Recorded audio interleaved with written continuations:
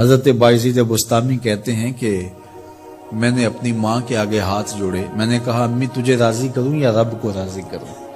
تو اپنے حق مجھے معاف کر دے، اللہ کو میں راضی کر لیتا ہوں۔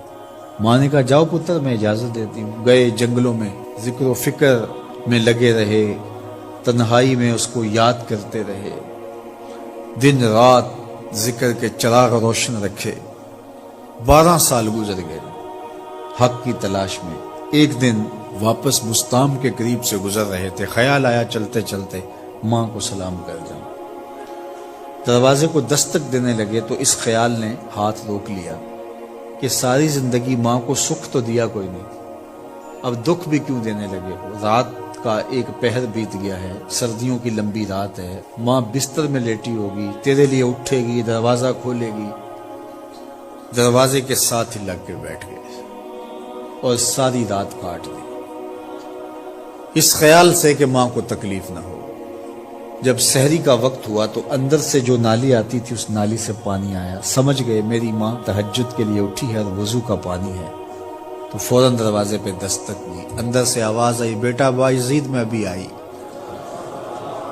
مائیں بیٹوں کے دستک کے انداز سے جان لیتی ہیں یہ کس بیٹے کے ہاتھوں کا لمس ہے۔ 12 سال کے بعد آئے، دستک دی، کہا بیٹا بایزید میں ابھی آئی۔ ماں کی تو نگاہیں ہی دروازے پہ رہتی ہیں۔ اللہ اکبر۔ کہتے ہیں کہ ماں نے دروازہ کھولا، 12 سال جنگلوں کی خاک چھانتے بیت گئی تھی، پراگندہ صورت، بکھرے ہوئے بال، پھٹے ہوئے کپڑے۔ میری ماں کی جب نگاہ میرے پہ پڑی تو اس کی چشمان سے موٹے موٹے آنسو ٹپکنے لگے، اور اس نے ایسے ہاتھ پھیلا کے کہا مالک میرا بیٹا بایزید تیری طلب میں نکلا تھا، تو نے ابھی تک اسے اپنا قرب نہیں دیا۔ حضرت بایزید بستامی کہتے ہیں 12 سال کی ریاستوں سے جو کچھ نہیں ملا تھا ماں کے اٹھے ہوئے ہاتھوں سے مل گیا۔ میں نے کہا مالک میں تجھے کہاں ڈھونڈ رہا ہوں، تو کہاں موجود ہے؟ تو ماں باپ کی رضا اللہ کی رضا کا دروازہ کھولتی ہے۔